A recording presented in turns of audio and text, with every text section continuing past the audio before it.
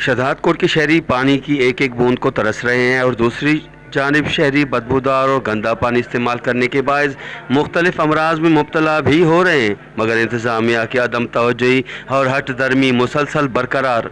और जुल्म कामिर जो मरीज़ भी वधी विया आहिनि इन पानी जे वजह खां।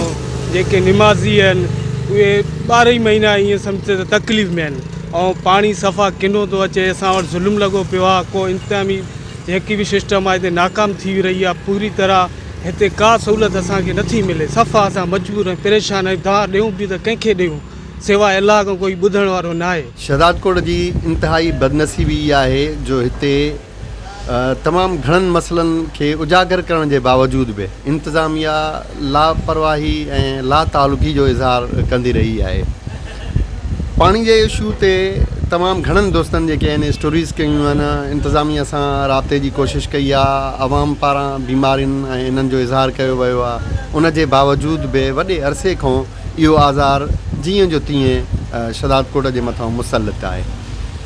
मां वरी बि तव्हांजे थ्रू इंतज़ामिया खे गुज़ारिश कंदुसि त माण्हुनि खे वधीक बीमार थियण खां बचाइण जे लाइ इंतिहाई ज़रूरी आहे त पाणी वारो सिस्टम पंहिंजो बहाल रखनि। माण्हू हिन वक़्तु चमड़े जे बीमारियुनि में ऐं मुख़्तलिफ़ क़िस्म जे बीमारियुनि में वरतल आहिनि। सो ख़ुदारा माण्हुनि खे वधीक अज़ाब ऐं अज़ियत खां बचाइण जे लाइ बहितर इहो आहे त तव्हां पंहिंजी ज़िमेदारी जो मुज़ाहिरो कंदे इन पाणी जे मसइले खे जल्द खां जल्द ऐं तरजीही बुनियाद ते हल करण जी कोशिशि कयो। शहदादकोट खे पाणी जो वॾे में वॾो जेको आहे न इहो ज़रूरत आहे। टांवरी शाख सॼी जेकी आहे सुकी पई आहे, वारी थी उॾरे, अचे थो बि किनो पाणी थो अचे।